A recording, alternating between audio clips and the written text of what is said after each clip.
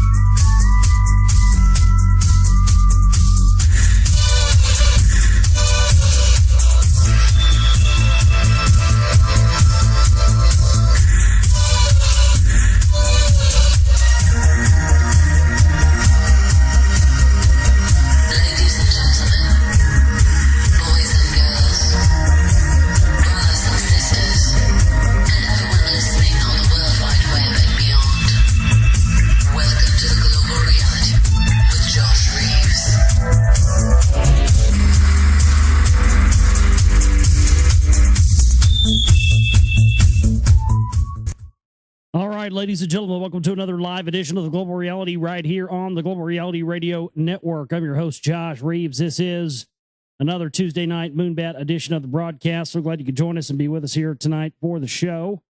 And we got a lot of stuff to talk about with you here tonight on the broadcast. So glad you could join us. And thanks for staying up late with us yet again here tonight as we continue to do our business in the witching hours. And that's, as I'm in full-blown filmmaking mode right now, that's kind of how it is. So, you know what? We roll the punches and we continue on and soldier on. And we you know, like I said before, I have, I'll do a show whenever I feel like I need to do it. And, you know, I am aware that we don't get as many listeners live as we do when we do this way. But, you know, people still catch up on the archives and people are still tuning in.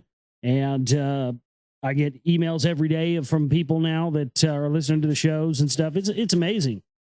I don't think I've never felt, I don't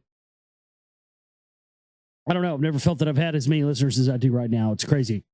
It is. It's wild. I mean, I can't believe how many listeners we're getting now and how many people are reaching out to now. It's unbelievable. It does. It blows my mind every day. It's a staggering amount. And, you know, it just goes to show you that as more and more people are figuring out more and more of the frauds, they're also figuring out that there are other people out there that, you know, are oftentimes thinking about this kind of stuff the same way they are. Oh, did I say Tuesday? Oh man, I don't even know what freaking day it is. Yeah, Wednesday going into Thursday. Okay. Yeah, I'm a day off because I didn't do a show Monday. Yeah, that makes, yeah, you're right. It is Wednesday going into Thursday. Yeah, for the archive's sake. Yeah. Yeah, March 2nd going into March 3rd. I did label the archive earlier when I started recording it, but yeah, I think I said the wrong day. Anywho, we are live here with you tonight for this Moonbat edition of the broadcast. So tell your friends and wake up the neighbors and kick the dog and do whatever else you got to do. Raise hell and make a ruckus and tell them that the Global Reality is live right now for a Moonbat edition. We'd love to have emails from you tonight during any part of the broadcast. If you have things you'd like to hear me address during the show, I can get into some of those on the show for you here live. globalrealityshow@gmail.com. Again, that's globalrealityshow@gmail.com. That is where you can send in your emails to me, and I'll do my best to address them on the show and talk about various topics that you might, because oftentimes I don't know what everybody out there is into right now, and the predominant thing that everybody seems to be into right now is this mass media psychological operation being perpetrated as a distraction against everyone with Charlie Sheen and Alex Jones and the media circus, and it's unbelievable what it's reached now, and but I'm looking at some of this news and some of these stories that I have to cover with you tonight, and I'm going, you know, why is it this big news? You know, or there's some of these stories I'm looking at this, I'm going, huh?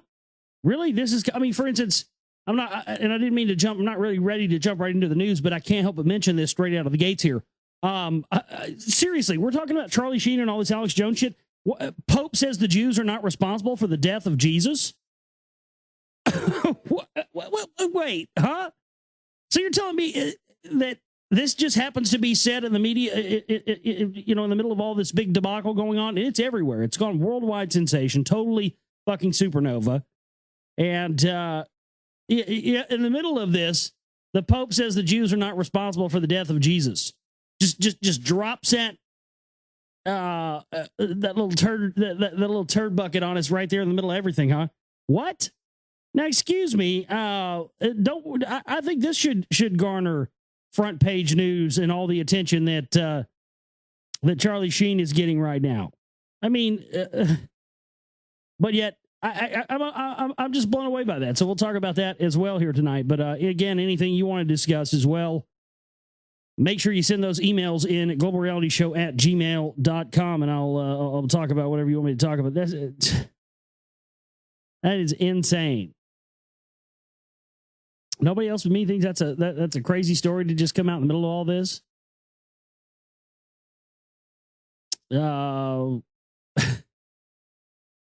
It really is mind blowing. It's staggering, but we will be getting into tons of news here, running the gamut tonight. We got a lot of it. Hopefully, you guys are drinking plenty of coffee out there, doing what you have to do here tonight as we roll into the morning. Oh, yeah, it's Tracy's birthday today. Happy birthday, Tracy. Come to the Demigod Show Friday. I'll buy you a drink. How about that? Let's see here. Where do I want to start tonight? I don't know. I guess I'll start where we started last night, and then that way we can move on to more important topics. But I do have to mention, there is a 4-page write-up in Rolling Stone magazine on Alex Jones, and there's this amazing picture there where Alex Jones looks just like Archie Bunker. Remember how what's funny? It's ironic because remember how Archie Bunker used to always, he'd always, he's always screaming and yelling about, Jews or black people or whatever. And it's funny because Alex Jones looks oddly similar to Archie Bunker in that picture. Edith, I don't know these damn Jews and all these niggas out here, He kind of, when you go into the Archie Bunker voice, you kind of go into the Alex Jones voice almost naturally. You're like, well, they're going to take us to a FEMA camp. That's all there is to it. Charlie Sheen is a hero of mine. I'd pee in a cup for him. I'd let that man have my blood. He's a patriot, folks. Edith, what about all these damn Jews? Oh man, but really, it does. He looks like Archie Bunker in that picture. He really does. And what's up with the fucking serpent? I mean, my God, for symbology. I mean, are the reptile Vatican priests really making themselves aware to us now? I mean, they're just showing their cards, aren't they? Look at that. There's a fucking snake holding his microphone while it's on fire with the Twin Towers in back and razor wire in front. Don't y'all think that's a little bit symbolic of something?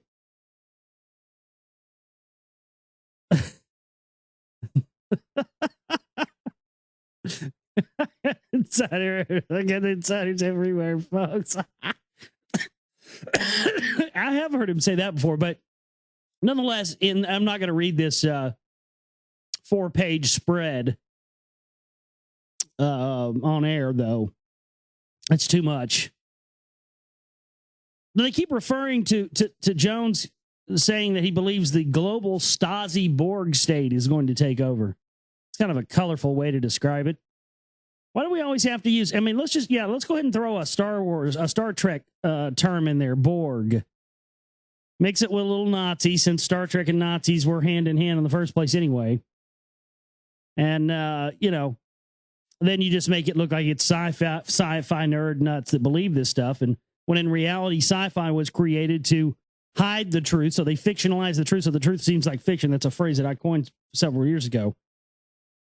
And that's exactly what they do. But it's interesting because in this article, and I'll just read you Lee Rogers' write-up on it.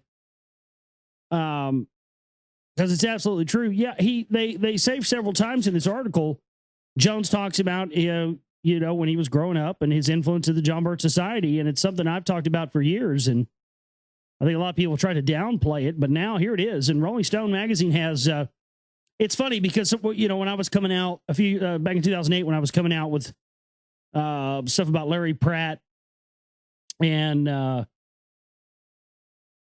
his ties to white supremacy, and him and his other boy in there at the white supremacist meeting in Estes Park, Colorado, and all that. I remember Alex Jones saying, "Oh well, he's as long as these guys are talking about some Rolling Stone magazine, I don't know, you can't believe anything's in Rolling Stone." And then here he is, he's just such a hypocrite. That's all I'm saying. A new this is Lee Rogers' article here. This is up at roguegovernment.com. A new Rolling Stone magazine article written about talk show host Alex Jones, set to be published this month, reveals how he has been heavily influenced by the John Birch Society. Before we get into some of the quotes from the article, here is a quick primer on the many questions surrounding the credibility of this organization. The John Birch Society is essentially a controlled opposition front group that was started by people tied in with the global institutions, including the Council on Foreign Relations, the Federal Reserve, and the Internal Revenue Service. The late author and researcher Eustace Mullins, who was the first to expose the fraud and criminal nature of the Federal Reserve, stated on several occasions that the John Birch Society was actually started by money from the Rockefeller family, who, of course, had been major promoters of globalist ideologies. Robert Welch, who was the primary founder of the John Birch Society, was sympathetic to a National Association of Manufacturers, which has historically promoted fascism. The political stances of the John Birch Society on the attacks of 9/11 and the phony terror may have been in lockstep with the establishment of the mainstream rhetoric, which raises even more questions. Their long-term promotion of anti-communist rhetoric throughout the Cold War was used to give credibility to fake communist threat, which enabled the expansion of the military-industrial complex, which is now being used to push ahead the New World Order agenda in a big way. There are also many questions about early John Birch Society members and their links to the secret society of the Freemasons. Here are some of the quotes which the Rolling Stone magazine article outlines the influence of the controlled opposition John Birch Society has had and still has to this day on Jones. Home life was intellectual but not overly political. My parents were careful not to give me political views, almost as an experiment to see what I'd turn into. Well, that statement alone says a lot, doesn't it? Because I've talked about that many times with Alex Jones, is that it is a very distinct possibility, or maybe possibly at one time now, I don't know. But it's a very distinct possibility they've been grooming him for a long time for this, maybe from birth. And that statement there by Alex Jones in Rolling Stone magazine definitely does make an indicator that it's possible. And he says, what kind of parents do that? They're going to experiment to see what he'd turn into by not giving him political views, just letting him see what he'd gravitate towards. Yet Alex Jones, I've heard on his show, I've heard him say that he grew up every morning listening to James Dobson on the radio. Well, if his parents were playing him James Dobson every morning as a kid on the radio, I think it's pretty apparent what they were trying to mold him into. So I think so which one is it? That sounds like bullshit to me. Another contradiction on Jones's part. My parents were careful not to give me political views, almost as an experiment to see what I'd turn into. But yet, let's listen to Focus on the Family Radio with James Dobson every morning while we're having breakfast. I mean, come on. Obviously, they were grooming this guy from, my God, maybe from birth. This is unbelievable. That's the whole thing with this Jones thing. I think it's the CMP stuff too. It's just a deeper rabbit hole, I think, than most people really realize on the surface. That's definitely what I've learned about it. The closest thing to a childhood political training was some neighbors who were members of the John Birch Society. They'd come over for dinner and I'd be exposed to those ideas starting around age 2. My God. They'd come over for dinner. I'd be exposed to those ideas starting. That's an unbelievable contradiction there. My parents were careful not to give me political views as an experiment to see what I'd turn into. Yet we had neighbors who were in the John Birch Society that came over and exposed me to these ideas starting at around age 2.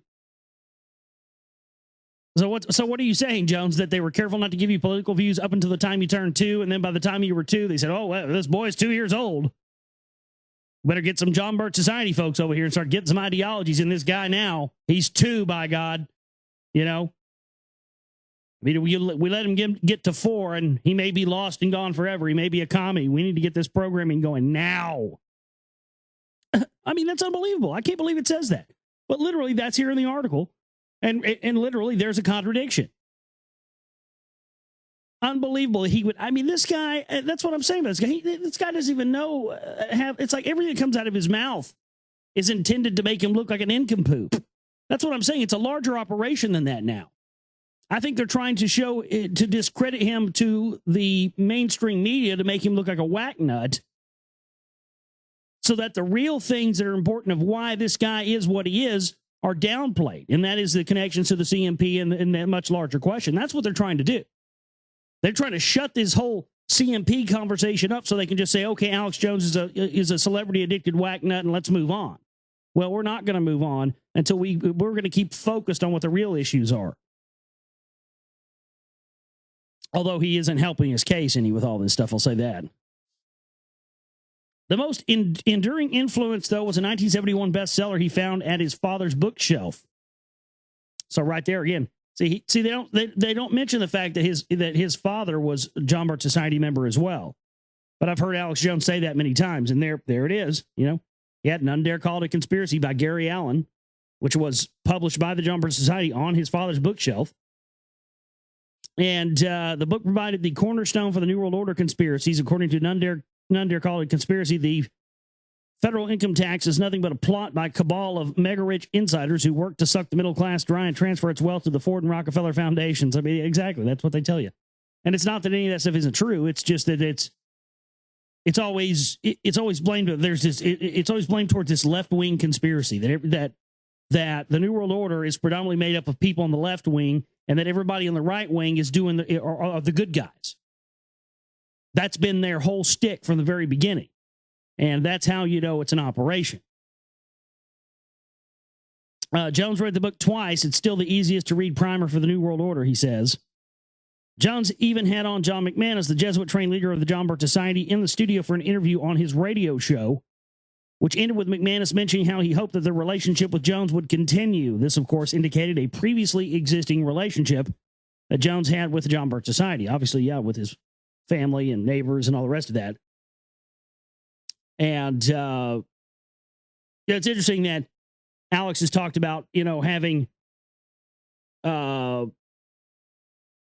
having connections inside the White House and having family and friends that are in the FBI and all this stuff. And I just wonder if there's a connection, because of the John Birch Society stuff with, possibly Ralph Hall, who I talked about last night on the show, congressman from Rockwall, Texas, who has been involved with, a lot of the CMP types. Just Google Ralph Hall, Council for National Policy. He is also a Freemason. It very well could be that, since he was from Rockwall, that Jones' family could very well have a connection with this guy.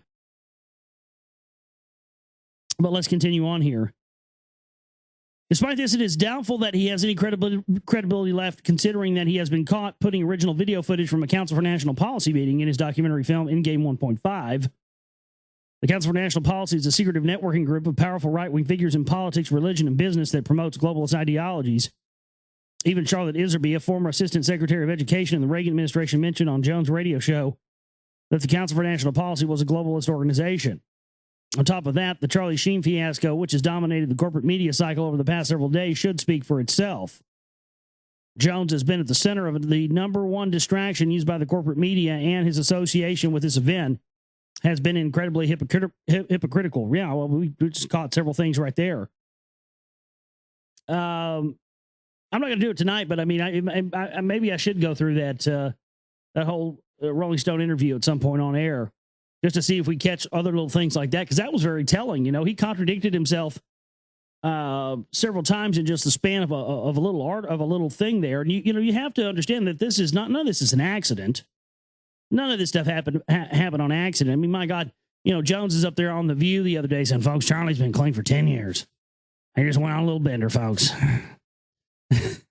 Sometimes, folks, you get all pent up from the New World Order and you get all pissed off and you have to go on a bender, folks. You have to get some coke and some fucking lewds and some strippers and some prostitutes. And you just got to let it go, folks. Charlie's raging right now, folks. He's red hot. Hello, my name is Alex Jones. I'm here for Sammy's crack dealership. Sometimes, folks, you just need a little coke. That's all there is to it. I'll see you in the FEMA camp.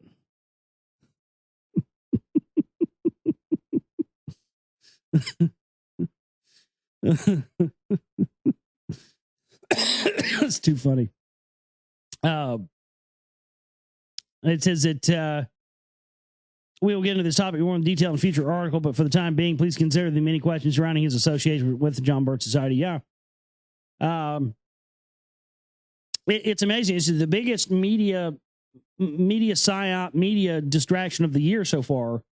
Right in the middle, where we have massive revolutions going on all over the world, people rising up. Where whether it's a lot of it's provocateur, and stuff going on in the Middle East definitely is. The stuff here, they're trying to just anger people so they can, they're trying to cause these phony revolutions where people stand up so they can, use their weapons against us and depopulate a bunch of us and open the camps and the rest of this. They're trying to goad us into this. They want to goad us into a fight so that, so we don't initiate one on our own and kick their ass. That's why they put out these provocateurs, and that's why they put out these people like Alex Jones and the rest of them who get out there and get people to rise up with this phony populist anger, so then they can channel it the way they want it to be, because when the anger is based on a lie, it's doomed to fail. You see? So this is the very dangerous territory that we're treading on here, and that I just, what I see the most out of this is that they're going to try and steer the conversation back away from what's important here, and really to me, Alex Jones and Charlie Sheen and all that stuff is not important. Although with Sheen and his Jesuit family and the relationship to the Jesuit order and the joke he made or whatever, it was a joke. I don't think it was a joke. I think that was a very direct, in your face, ha ha, y'all are fucking scum and we're fucking on top comment by Charlie Sheen. I don't think it was in any way, shape, or form meant to be a joke where he said, we're all Vatican warlock. Here, I'll read it. It says, quote, "We work for the Pope. We murder people. We're Vatican assassins. How complicated can it be? What they're not ready for is guys like you and I and Nails." Who's Nails? We need to find out who Nails is. Guys like you and I and Nails, meaning Jones, Sheen, and whoever this Nails person is, and all the other gnarly Gnarlingtons in my life, that we are high priests at Vatican assassin warlocks. Boom, print that, people. I don't think he was joking about that. I think it's, how sometimes people get drunk or they take some drugs or whatever, and they'll be like, you know what, man, you're a fucking dumbass, dude. And they're like, what? I can't believe you just said that to me. Because you're just drunk, right? And you're just like, you'll just say to somebody, normally, if you think somebody's a dumbass or something, you'll just keep your mouth shut. You'll just think in your head, okay, that person's a dumbass and I'm not going to say anything. But, you got half a fucking buzz on, dude. And you're like, you know what, man, you're a fucking retard. And then it's all uncomfortable. Like, I can't believe you just said that to me. That happens to me a lot because I had a few drinks. I'm like, you know what, you're a fucking retard. But, I mean, that's really what that statement there by Sheen sounded like to me. I think that's the point these guys are getting at. They're arrogant because people are just lapping this shit up. And speaking of another big story that come out in the middle of this, how come nobody's talking about this? I'd rather hear about this than about Charlie Sheen, honestly. This is from the AFP. Michael Jackson was chemically castrated as a child, says doctor. Michael Jackson may have been more Prince than the King of Pop, a French doctor says in a new book, alleging his wide-ranging voice resulted from a childhood chemical castration to fight acne. When he died, I realized that he was an unusual phenomenon. Alan Bracciaro, a opera buff and professor of vascular surgery at Timone University Hospital in France's Mediterranean port of Marseille. I said, that's the voice of a castrato. Well, no shit. After discussing the voice with his colleagues, including endocrinologists, Branchero ended up with the theory of chemical castration through synthetic anti-male hormone drug cyproene. When he was 12, Michael Jackson had acne. We know this. He spoke about it himself as a tragedy. What I think could have happened is that people suggested this miracle treatment. Cyproterone blocks puberty. The voice can't mature. He said, adding that he had read almost 20 books on the subject, studied photographs, and spoken to subjects. So yeah. So I guess Wacko Jacko was chemically castrated. Yeah, I'd rather hear about that all day long. Yeah, take this, Charlie Sheen. I'm Wacko Jacko, and I'm coming back from the grave, and I'm still the number one thing in all the tabloid news. Charlie Sheen can never take over my title. I still come back from the grave and make headlines. Y'all gonna be talking about me in the news for the next 50 years. You ain't never gonna get enough. You know, you make me feel so good inside. I've always wanted a girl just like you. Such a purity. Pretty.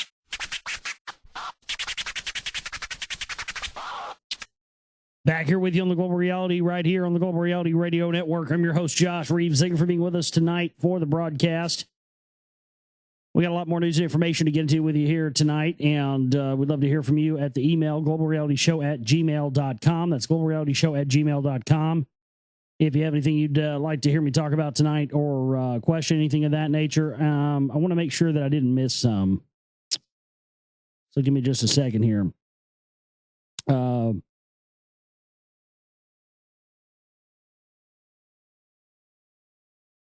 Go back through my thing. People keep asking me if I'm going to have something where it's like, I can indicate when the show's going to be live. And I'm sorry, I just really don't have any way to do that. So, I do the show when I want to do it, and that's just the way it is. And that's what's best for me right now. So that's why I'm doing it. And, I know it's not convenient, but that's just the way it is. So there you go. Black Sheep Radio in the chat room, Nick, he's been attempting to get some various people on to the show for guests, and he had tried to get Alex Constantine on the show, and he had sent an email back saying doesn't do radio anymore because I guess he can't remember certain things that he talked about years ago, and he says he has to go back and review information to see if he can remember it. And wow, I just was kind of like, well, okay, you forget different people's brains work in different ways, for me, I'm cursed with the type of brain where I can remember, just mountains and mountains and mountains of information, endlessly till the cows come home and have total recall on it. Some people, I guess, are just not able to do that. Been getting a lot of messages and stuff about the rock wall. People wanting to know more about that because I've been talking about that more. All I can say is I pretty much have talked about everything that I know about it up to this point. The problem is there's not a lot of information. If we could ever get enough money up to where there could a new dig could be conducted, that we could have more information about this, and I plan on making a film about it, and hopefully just trying to talk to some people and get some different people on the record about what they think it is, and get it out there and get some of these artifacts on video as well, and hopefully maybe try to get some interest going in the subject. But again, with people sending me questions, I don't really know any more than I've talked about on the show at this point. So that's really all there is to that. Please support our work. The Chivin banner is there at the website for the bills for the month, operating costs, and we don't have commercials. We don't have advertising on the website. You don't get hit with ads as soon as you come to our website like you do with a lot of other websites. Some of these websites you go to, and they're just, as soon as you go to them, you're bombarded and hit with advertisements for this, advertisements for that, and it's just tacky. And so we don't do that here at our website. We don't do that, and there's lots of news on the website as well. If you haven't checked out our news site. Man Hydra, who's our webmaster, has been keeping the news that I cover here on the show updated. Even though sometimes I don't get to send him the news all the time anymore. So always check the news section there on our website as well. Also, the donate button there is for other things, for if you want to donate other amounts towards our films or towards whatever. That's how you do it there, and it all goes back into the operation. And thanks to our listeners who have helped us pay the bills and keep afloat here, and also to get everything, more and more stuff that we need for these films. We have definitely come a long way in just the past month or so towards getting acquiring things that we have to have here to get the operation of the films and be able to make more films and more projects and more things, more music and more all this stuff. Just an endless amount of just trying to get the message and the word out in whatever mediums we can. And we've definitely been able to achieve a lot of that over the past several months from the donations of our listeners. So I want to take this moment to thank everybody out there who has donated and continues to donate, because, man, we've been able to get a lot of stuff done. We've been able to achieve quite a few things that we wanted to achieve, and it's been as a result of you guys. So thank you so much to everybody out there. That's all I can say. It means the world to me, and we're actually able to do this without having to, without having to bring on so-and-so guest every week, because we get a check from the publisher. So we have to have, 6 of their authors on per week promoting their book, because, that's how we pay the bills, is by these checks from publishers. I'm just fucking glad we don't have to do that. I couldn't live like that. You're contractually obligated to have, so-and-so come on and hawk their Jew gold for 30 minutes every day, or, contractually obligated to have somebody come on and talk about their, green energy food that 2 times a week or some stuff. Oh, man. I couldn't stand that. Never could understand why hosts at our level would want to do that kind of thing. I guess I'd rather do that. I guess I'd rather have to bring somebody on to talk about a product than have to play their goddamn commercial every fucking 20 minutes. I'm glad we don't have to do that either. And thanks to you guys out there, we don't have to do that. So that's a big plus. Let's jump back into the news tonight. I don't see any more emails coming in, so we'll jump back into various news and topics here tonight.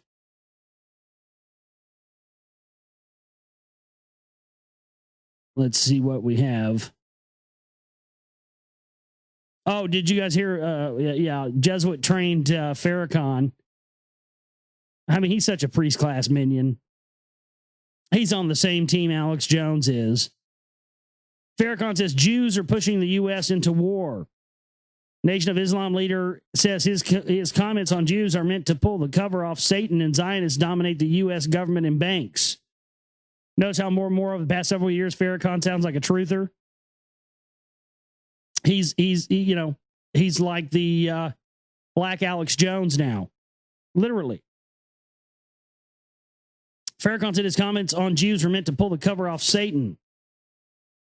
Farrakhan said if you allow Zionists to push you to mount a military offensive against Gaddafi, and you go in and kill him and his sons, as you did with Saddam Hussein and his sons, I'm warning you that this is a Libyan problem. Let the Libyans solve their problem amongst themselves.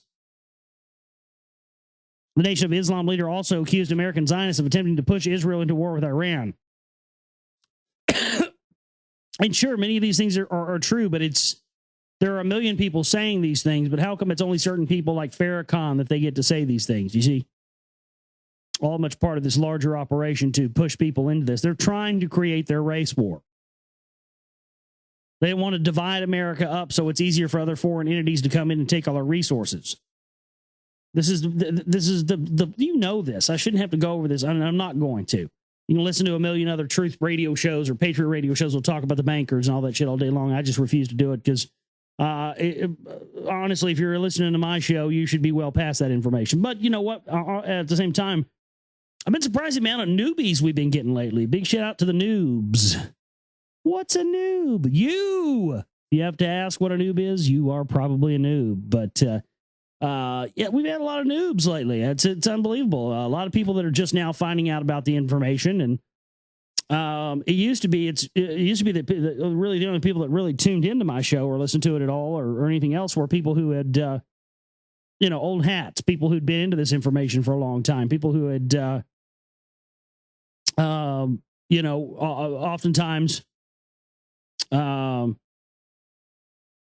they've gone through Alex Jones, they've gone through all these other things that they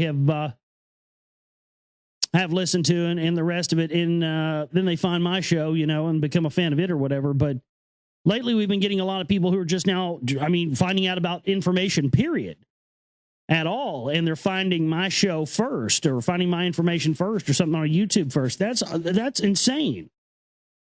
It's really unbelievable. I never thought that would happen to me.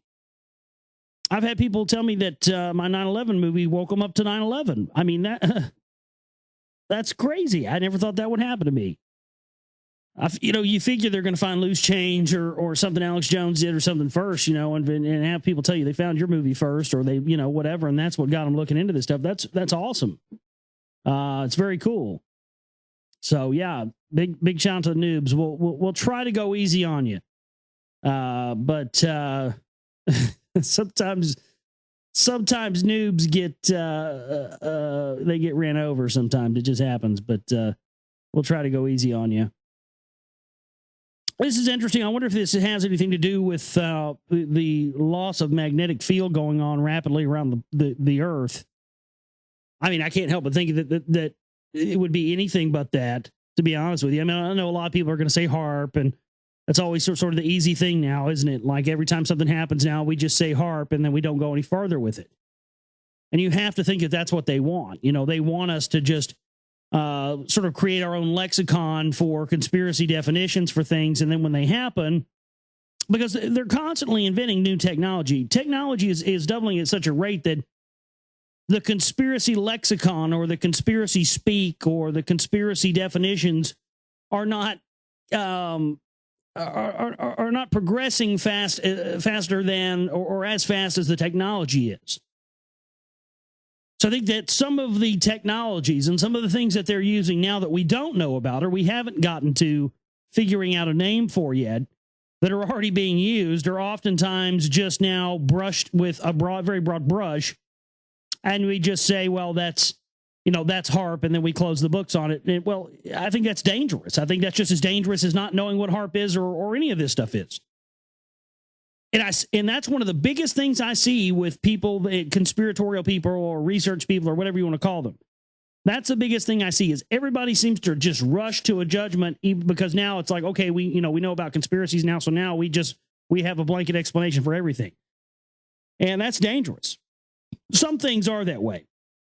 There are some things where you can just say out and out, okay, that's what that is. But I think that this whole HARP thing has been sort of a red herring for the fact that Earth is losing its magnetic field, and that the reason for HARP and chemtrails and all that stuff all these years has been for the creation of a mitigation technology to keep radiation from the sun and these solar cycles we're going through from bombarding the Earth with radiation, killing everything on Earth, thus bringing their control of the material world to an end. I think they've known that these things happen on a cycle. They've been keeping that knowledge from the general public because, hey, if there's going to be these things and these different events that happen on a time scale that could bring about the end of the Earth, it's going to be very hard to keep your system in place if people think the world's going to end, a year from now or 2 years from now or whatever. You understand? So I think that's what the whole thing is now. They've been trying to create these mitigation technologies like HARP, chemtrails, and the rest of it. But I can't help but think that this has a direct connection with the loss of Earth's magnetic field. Droves of bald eagles dropping from skies in Canada. Bald eagles in the Comox Valley of British Columbia, Canada, are having a difficult time finding food these days. A recent report in the province explains that the birds are literally starving and falling from the sky, adding to the string of strange animal events that has occurred in numerous places around the world in the past few months. This is the most we've ever had, said Major Birch, manager of Mountain Air Avian Rescue Society, concerning the excessive number of starving and dying eagles the group has seen in recent days. Many of them have downed before they are brought in. and they are on the ground and they are too weak to fly. Some of them are actually falling out of the sky. According to reports, the center has taken in roughly 20 bald eagles since the beginning of the year, many of them severely malnourished, lacking body fat, laden with parasites, and generally in poor health. While a certain number of them normally end up in the center every year, the rate thus far in 2011 is abnormal. Bald eagles in the region typically feed on chum salmon because the fish are rich in necessary oils and fats that keep the bird sustained throughout the winter. But experts believe that poor stocks of chum salmon last year have left the birds without enough food this year, which has driven many of them to local landfills to scavenge through the trash. If they can't find the carrion meat, they go to the dump, and the problem with the dump is that you get a lot of poisoning, said Robin Campbell from the North Island Wildlife Recovery Center in Arrington to the province. Experts say the lack of chum salmon is likely due to pollution and overfishing, as well as recent heavy rains that allegedly washed many of the dead salmon out to sea. But the precise reason for the salmon shortage on the rise is in eagle starvation rates is not specifically clear. Well, the Earth's magnetic field is wreaking havoc on birds and their internal natural bio navigation systems. And again, these things are cyclical in nature. But I think now that people are starting to figure it out, they're running all kinds of disinfo campaigns. And I mean, I can't even believe there are still people out there that try to deny chemtrails. I mean, how idiotic are you fucking people? Go out and look up. I mean, there's, I just don't even have time for candy or for idiots who have their head in the sand anymore. I mean, my God, how many government documents do we have to have for before we know that they? I mean, my God, the Department of Energy has admitted to it. We've got textbooks like Advances in Weather Modification Research, where they admit to spraying chaff in the atmosphere. Department of Energy websites. We've got atmospheric. Tropospheric aerosol dispersal program documents you can go look up. On and on and on and on and on. Silver iodine was being used to seed clouds in Vietnam, for God's sakes. It's just mind-blowing to me. There are so many people out there that think that they have a handle on everything, and they think that they have a mind of their own, when in reality they're these program slaves that they believe everybody else in the world is, and they're separate from that. It's just a crazy mindset, and it's unbelievable to me that people still think that way. Well, now that they've sort of calmed down the WikiLeaks thing a little bit, it seems now they're going after the next area of this massive cyber warfare operation, and that is torrents, BitTorrent websites. Of course, we exposed in our piece, Reality of Illusion Series Part 4 on Julian Assange, that the gentleman who had was responsible for the servers for both WikiLeaks and the Pirate Bay, who also was involved in a deal with Sandoz, producer of LSD-25, which was used to dose the children in the White Brotherhood cult that Julian Assange was in. And we talked about in that film about how, that was what the whole Pirate Bay thing has been about as well, is to create this sort of, hacker. There is a hacker society out there. There is a hacker sort of subculture out there, but they're trying to create a phony one so they can shut down the existing internet. And it looks like they're moving to this operation next. U.S. report urges action against BitTorrent sites. A report by the Office of the United States Trade Representative has classified some of the most prominent BitTorrent websites as examples of online marketplaces that merit investigation for possible intellectual property rights infringements. BitTorrent is a popular peer-to-peer communications protocol for file sharing that excels at transferring large amounts of data. It also is used for both legal and illegal file transfers. Well, even the definition of what an illegal file transfer is that's skewed anyway. Even that statement is a lie. Because the whole reason they've never been able to shut down BitTorrents is because if I buy a copy of a CD and make a copy of it, I can make as many copies of that CD as I want, so long as I bought one, and I can hand them out to millions of people if I want. But if I sell it, or gain money from it, then it's illegal. And this is the whole thing that they're trying to get around. But the law is, if you buy something, you can make a copy of it and make a million copies of it and give me a million copies of it. But as long as there's no money exchange, then nothing illegal is done.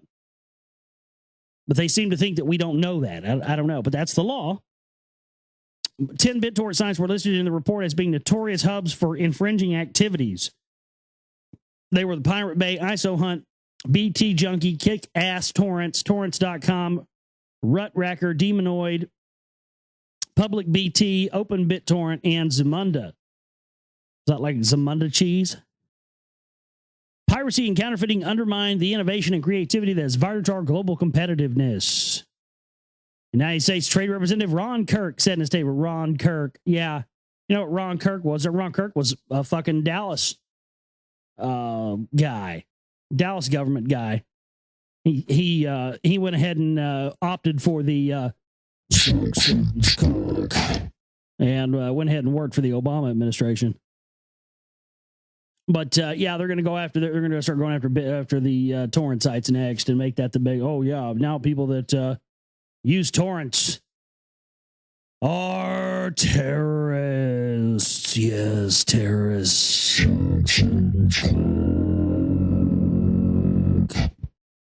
It's unbelievable. And by the way, the Pope says Jews are not responsible for the death of Jesus. Well, my first initial question is, what does Charlie Sheen have to say about all this? Well, I think that the Pope is full of shit, and he needs to do a line of this coke I've got right here, and then he'll know that the Jews killed Jesus. Fucking Jaime Hymenstein. In the second book in the series, Jesus of Nazareth, set for release on March 10th, Pope Benedict says that the Jews are not collectively responsible for the death of Jesus Christ. And we're supposed to, this is coming from a Nazi anyway. My goodness. Though it is not the first time the church has made that argument. In 1965, the Vatican's Nostra Aetate stated that the Jews' death could not be collectively be attributed to either the Jews or an era of those Jews alive today. Scholars believe that the remainder in a more accessible media form could assist in combating modern day anti-Semitism. So I'm glad the Pope cleared that up for us. I'm so glad that the Pope was there doing his job, making sure that we're all, on the right track when it comes to these to who killed Jesus. I want to make it clear the Jews are not responsible, even though, that's what they've told us all for years and years and years. I'm so glad they cleared that up, though, aren't you? Now we can move on. Okay. So now we don't know who killed Jesus. We don't know who it is, but we know for a fact it was not the Jews. So, hey, we're good. Let's move on. Unbelievable stuff here. All right, globalrealityshow@gmail.com. Anybody got anything else? I'm sort of running low on news here tonight. I don't have much more left. Got a few more left to get into, but we're running kind of low here tonight on the news. So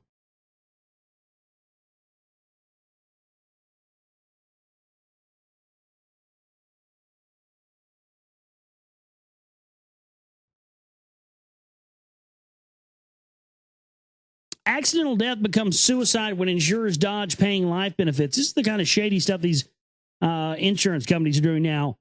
Well, just listen to this. Jane Pierce spent 9 years struggling alongside her husband, Todd, as he fought cancer in his sinus cavity. The treatments were working. Then in July 2009, Todd died in a fiery car crash. He was 46. That was the beginning of a whole new battle for Jane Pierce. This time with Todd's life insurance company, MetLife Incorporated. A state medical examiner and sheriff in Rosebud County, Montana, concluded that Pierce's death was an accident caused when he lost control of his silver GMC pickup after passing a car on a 2-lane road. Their findings meant that Jane was eligible to collect $224,000 on the accidental death life insurance policy that Todd had through his employer, power producer PPL Corporation, MetLife, however, refused to pay. The nation's largest insurer told Pierce on December 8, 2009, that her husband had killed himself. The policy didn't cover suicide, the insurer said. So Bloomberg Markets Magazine reported in its April issue, how dare they suggest such a thing? So this one, yeah. So they tried to say, oh well, he killed himself. He was dying, so he just went in and killed himself. So we don't cover suicide, so we're not going to pay you. But there was no, even the medical examiner and everything else, and the sheriff, they said it was an accident. This is the kind of stuff they're doing now, and people are going to experience this more and more as this economy continues to decline. And ultimately, it's going to be those things stacked on. Now the teachers, my God, that's what's going to spark the revolution. Because for years, I went to school with. I just remember when I was going to school, I'd always hear these girls, and like 7th grade, 7th, 8th grade. I don't know who in 7th or 8th grade had their whole life mapped out ahead of them. I mean, my God, how could you ever know? How could you ever even possibly know what was in store for you in this life? But I remember hearing girls in 7th or 8th grade, and by God, they went on to do it. But I remember, talking to some of these girls in 7th, 8th grade, and they had their whole life planned out for them. They knew they were going to, what college they were going to go to in 7th or 8th grade. They knew they were going to, be a teacher and all this stuff. And now that, with all stuff that's going on in Wisconsin with the unions and going on everywhere now, it's happening here in Texas, massive layoffs. It's starting to bring about the end of the American dream to a lot of people who, for years and years and years, were told, oh, well, it's a job, you don't make a lot of money, but you're going to have job security and you'll have benefits. And, a lot of people bought into that. And the people that bought into that are not happy about it now. And, I made the joke for years and years and years about how it wasn't going to be the patriots or the militias that sparked off the revolution. It was going to be, goody two-shoes and soccer moms who can't get money out of the ATM and go buy stuff at the Gap. I mean, it very well could be that, you see soccer moms and kindergarten teachers out in the streets with pitchforks going after Rockefellers. I mean, my God, it could come to that. But the real thing about it is that why is it going to come to that? Well, the root of it is that those people bought into the phony American dream that they were being sold, instead of gutting up to the plate and finding out about information like this for themselves and making life decisions based around that. Because then when their little world comes crumbling down, they can't handle it. They don't know what to do with themselves. If a person thinks from the age of 7th or 8th grade, they're going to go to this school and they're going to teach here and they're going to get married and all this stuff, and they're going to come back to the school they went to school at and teach there. That's what a lot of these girls I went to school with did, And then that's crushed. Well, my God, you formed that when you were, 13 or 14 or whatever. And then that's brought to an end. You don't know what to do with yourself. Your life is essentially over. And I think that this is the big thing, one of the bigger things now. And I think the other thing ties into it with the insurance stuff and people's 401ks. When people's 401ks and when they start to figure out that everything they've worked their whole life for, was a lie, and they were never going to get what were told they were going to get anyway. That's when people are going to rise up, and it's going to give these people a massive excuse to use all of their weapons against us and do away with a lot of it so they can replace us all with machines. I just don't think anymore that there's any other situation that they're going to do other than that. I really don't. I think that's what they want. Now, how long is that going to take? I don't know. Be years, could be decades. I don't know. I don't know how long it's going to take. But I just don't think anymore that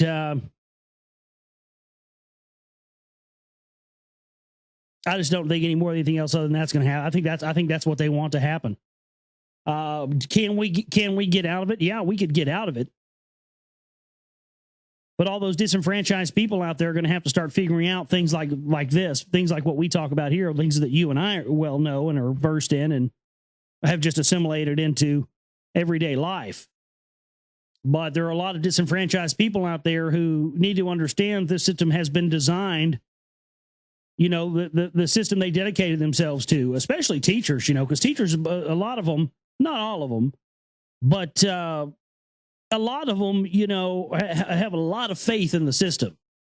They think they're a part. They think they're powerful because they think they're a part of the system because they're teachers. And when that's taken away from them, and they realize they have no power, and they realize they're just, they're just being used as pawns, as programmers. That's going to creates a lot of anger. But that anger can be channeled into knowledge, and that knowledge can then be channeled into power. And these people could really find for themselves a new existence. But that's not what the people in charge want to happen. They're hoping that doesn't happen. They're just hoping they get enough of us pissed off and wanting to fight and kick and scream and have a revolution. They can come in and say, oh, well, they won't calm down, start wiping them out.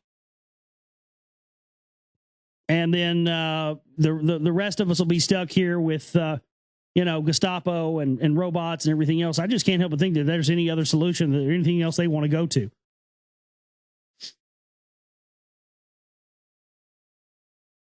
But, any and everybody out there who still has illusions that they're still going to live in the world that we've all lived in up to this point indefinitely is man, you are in serious denial. That's all I can say. Because it's all gone. I mean, there's no hope for the future. I mean, this idea of, of having a career and working, your whole life to have a career and being successful and having money. And I mean, all that stuff, that's gone, man. It's all a pipe dream. It's over with. They're ready to start wiping a bunch of us out, and the rest of us that don't get wiped out are going to be made slaves and more slavitude than we already are right now. I don't like it any more than you do, but the whole fact of the matter is,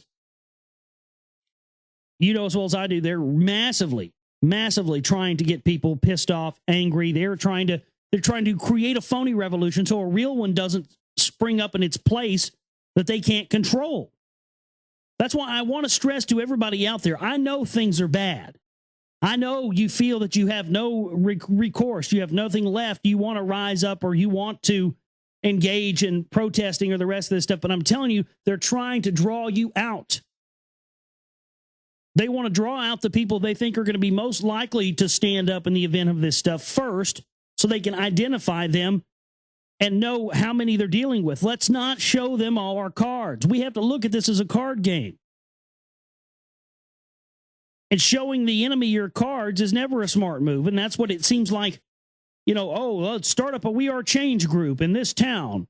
Okay, and then everybody goes onto this website and creates a profile. Okay, well, now we know how many people we have in the We Are Change group in this town or this town over here. You see what I'm saying? I mean, we need people that are going to learn about this stuff and are going to be willing to act, not react. And the reaction is what they're looking for out of us. They are looking for a reaction.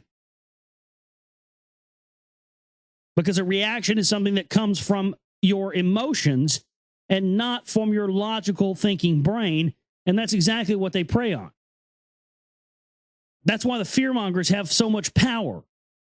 It's because they get you thinking with your emotions, and your emotions are just telling you, man, whose ass do I got to kick? It's kind of how you are when you first start finding out about this stuff. You're just fucking angry. You're like, God damn it. I can't believe this shit. And you're just, you're on fire about it, and it's good. I call it, the run around screen, the I've got the documents mode is what I call it. Because that's when you're just running around, I've got the documents, and it's good, man. I mean, I know people like that. I love it because they're the ones that jump on the deniers the most. Although, the ones that hadn't been awake very long, the ones that have only been knowledgeable about this stuff for a short amount of time. It's great watching those because I remember when I was like that, but it's great watching people like that because they just, man, they jump all over anybody that tries to say, oh, I think that's stupid. Chemtrails are dumb or New World Order don't exist or something. And then, man, when you're in I got the documents mode, oh, fuck, look the fuck out. Look the fuck out. That's what, because I mean, people when they're in that mode are just like, they're very amped about showing you that how wrong you are. And I'm not so much like that anymore. I am sometimes, but some of this stuff at this point, it's just like, if you can't look for yourself out in the sky and see that there's chemtrails, and you can't look up on and find some official documents about this stuff, or I just don't have time for you, man. I'm certainly not going to waste my breath and my energy trying to convince you of something that you should be knowledgeable about on your own. It's just not worth it anymore. I mean, some of this stuff should just be so obvious to everybody at this point. Denial is willful. And a lot of it is willful denial. A lot of it is willful ignorance, and again, that willful ignorance is something. What's so awesome about willful ignorance is that the people who engage in willful ignorance, people just say, "Oh, I don't want to hear about it. I don't want to hear about politics. I don't want to hear about it. I'm just willfully ignorant." It's funny that those people don't understand that the whole idea of willful ignorance is one of the operations that they engage in. That's what they want. You're handing over your power. What you know and what you believe is a very powerful thing. Let me say that to you one more time. What you know and what you believe is a very powerful thing. And at a very early age, we are given over to outside entities who then put into us everything we know and everything we believe. And so our young minds start to formulate an idea of how the world is, and our worldview starts to get formed by what the teachers and our parents and the preachers or whoever are telling us what we know and what we think about it.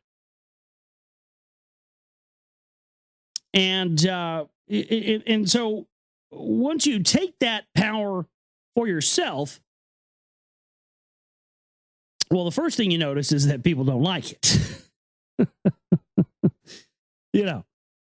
As soon as you take that power for yourself and you don't put it in the hands of a teacher or whoever, some person in a power structure who's supposedly telling you what you're supposed to know and everything else, they start to get real antsy, and they start to get to ad hominem attacks or whatever else because it's kind of like in They Live. We got one that can see.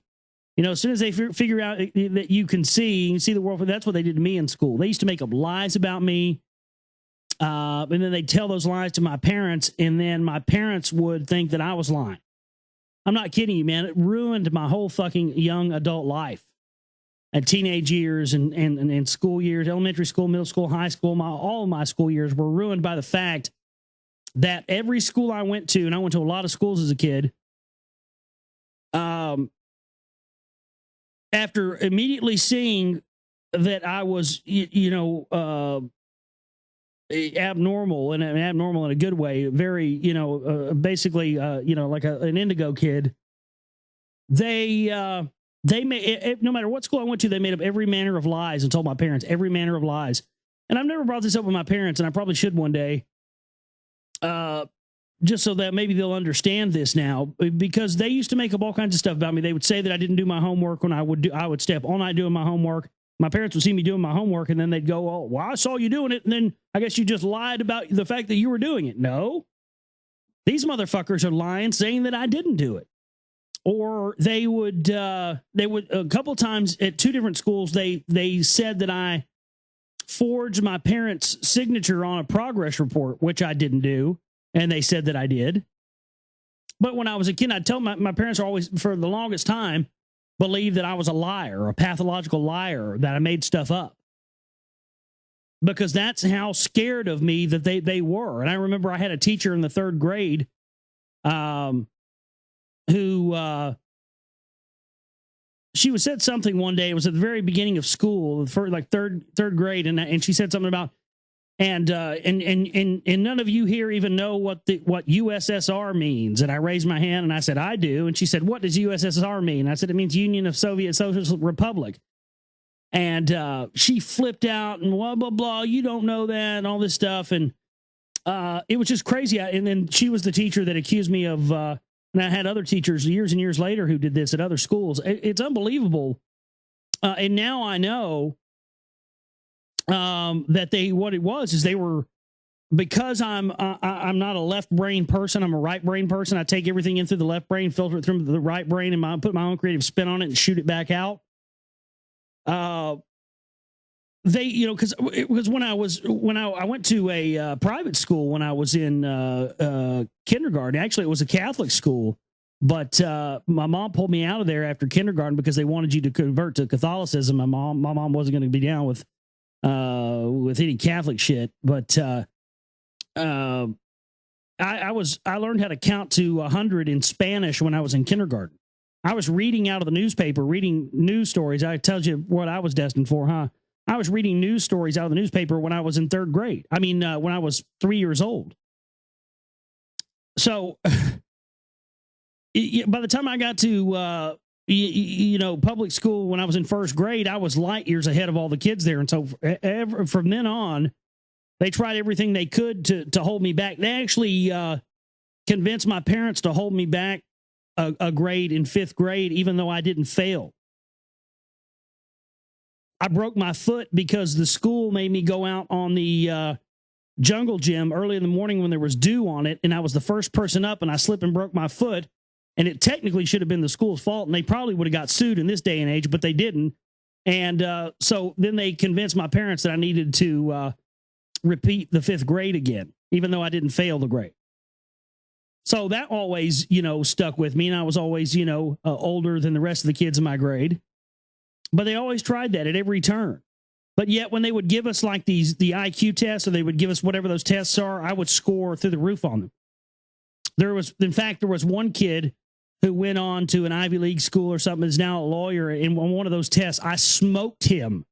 We're talking about, a guy in the top percentile. Smoked him, and the guy was in fucking tears, dude. He was in tears because, he thought he was king shit of fuck mountain. I am king shit of fuck mountain. Why would you want to fuck with me? Ever seen that Mr. Show skit before? But anyway, my point is that if people know that these schools are government training camps, they won't put their kids in them anymore. And, that's one of the things people need to be educated on. If we want to educate people on anything, we need to educate people on the fact that what they're being told is education is programming, not education.